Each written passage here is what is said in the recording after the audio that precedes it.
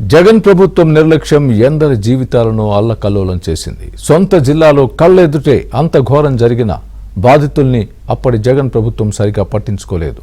ఇప్పటికీ సాయం కోసం బాధితులు ఎదురు చూస్తూనే ఉన్నారు.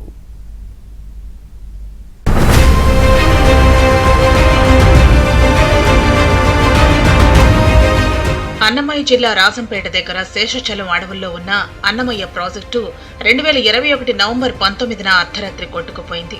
జలవిలయానికి ప్రాజెక్టు దిగువ గ్రామాలు కొట్టుకుపోయాయి. 39 మంది జల సమాధి అయ్యారు. ఎందరో రోడ్డున పడ్డారు. కోట్ల రూపాయల ఆస్తి నష్టం జరిగింది. జగన్ సొంత జిల్లాలో వైసీపీ ప్రభుత్వం నిలువెత్తు నిర్లక్ష్యానికి ఎందరో దిక్కులేని వారయ్యారు.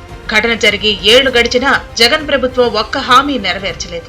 డ్యాం దిగువ ప్రాంతంలో చెయ్యేరు నది ఒడ్డున మొదట పులపత్తూరులోని ఒకే కుటుంబంలో 11 మంది జల సమాధి అయ్యారు. ఎగువ మందపల్లె, దిగువ మందపల్లె, తొగురుపేట, గుండ్లూరు, పాటూరు తదితర గ్రామాలు నేలమట్టమయ్యాయి.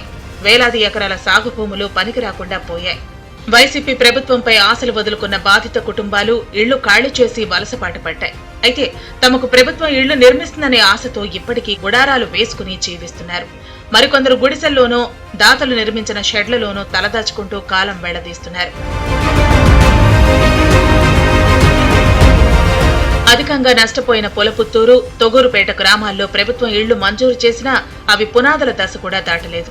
బాధితులకు 30 ఎకరాలు కేటాయించి 5 సెంట్లు చొప్పున లేఅవుట్ వేశారు. 446 ఇళ్లు మంజూరు చేశారు.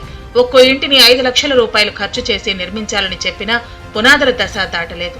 జల ప్రళయానికి వరద బాధిత గ్రామాల్లో 271 మంది రైతులకు సంబంధించిన 127 హెక్టార్ల పొలాల్లో ఇసుక మేటలు వేశాయి. ఇసుక తొలగించడానికి హెక్టారుకు 12,500 రూపాయలు ఇస్తామని గతంలో జగన్ హామీ ఇచ్చిన మాటలకే పరిమితమైంది. అధికారిక లెక్కల ప్రకారం మృతి చెందిన 33 మంది బాధిత కుటుంబాలకు ఒక్కొక్కరికి ప్రభుత్వం 5 లక్షల రూపాయల పరిహారం మాత్రమే అందజేసింది. జగన్ ప్రభుత్వ తప్పిదం వల్లే అన్నమయ్య డ్యాం తెగిపోయిందని కేంద్ర బృందాలు నివేదికలు తేల్చి చెప్పాయి. ప్రాజెక్టు గేట్లు గ్రీసుకు కూడా నిధులు ఇవ్వలేదని తేల్చాయి. అన్నమయ్య ప్రాజెక్టుకు 5 గేట్లు ఉండగా అతిపెద్ద 5వ గేటు మరమ్మతులకు నిధులు ఇవ్వలేదు. అన్నమయ్య డ్యాం పునర్నిర్మాణానికి 8.8 కోట్లు వ్యయంతో అప్పట్లో అధికారులు ప్రతిపాదనలు పంపారు. ఈ ప్రతిపాదనలు కూడా జగన్ ప్రభుత్వం పట్టించుకోలేదు.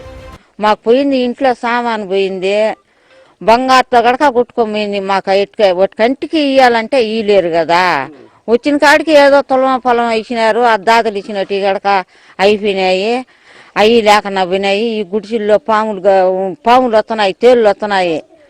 ఈ వానలకు, ఈ గాలికి, ఎండకు నిలబడలేక ఆ రేకుల్లో పోయి ఆ రేకుల్లో ఉన్నాము. ఇప్పుడు వేసుకుంటున్నాము. ఇప్పుడు నష్టపోయింది మేమునా, మా మాదిగోలు కావచ్చు, మా మాలలు కావచ్చు, రెడ్లు కావచ్చు, రాజులు కావచ్చు. మీకు ఏడొచ్చినా మీకు బుద్ధిబుద్ధి తీసుకున్నారు సాలేండి. ఇది అయితే మాకు రాజులకు అయితే అన్యాయం జరిగింది, మాకైతే మేలు జరగలేదు. మాకు రేషన్ కార్డుల ప్రకారం 110 రేషన్ కార్డులు ఉన్నాయి. మాకు 63 వచ్చినాయి. మాకు ఇంకొక 40-50 రావాలా. మేము ఆడున్నా మా కమ్యూనికేషన్ ఒక సాటర్లో అనుకుంటున్నాం. ఇంకా రెడ్లకు ఒక 20 పెరగాల. ఇప్పుడు పైన మేము ఉండాలనుకున్నాం. ఫస్ట్ పైన మాకని చెప్పినారు, రాజులకు రెడ్లకు అనుకున్నాం. అది మీకే అని అన్నారు, అది మాలవాళ్ళకి అన్నారు. ఆడ మాలవాళ్ళు పెట్టారు, దిగదాల మాదిగోళ్ళు పెట్టారు. ఆడేమనుకున్నారు, ఇప్పుడు చేసిన ప్లాట్లు ఏమనుకున్నారు, అదంతా సదరం చేసి బాగా చేసి ఇస్తామన్నారు. చేయలా, అన్ని నష్టమే సార్. జీవాలు పోయినాయి, ఇల్లు పోయా. అయ్యా రైతులు పొలాలు చేసుకున్నాము.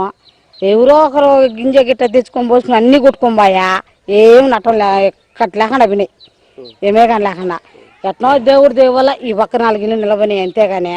అయితే ఇంకొక అర్ధ గంట సేపు ముందుగానే ఇంటే ఎవరు లే. గవర్నమెంట్ నుంచి ఏమి ఇచ్చినారు, ఎక్కువ ఇచ్చిన దాతలే, ఎక్కువ దాతలు ఇచ్చినారు. వాళ్ళు ఇచ్చినాగానే ఇప్పటికి ఏం లేవు. ప్రస్తుత ఎన్డీఏ ప్రభుత్వం తమను ఆదుకోవాలని బాధితులు కోరుతున్నారు.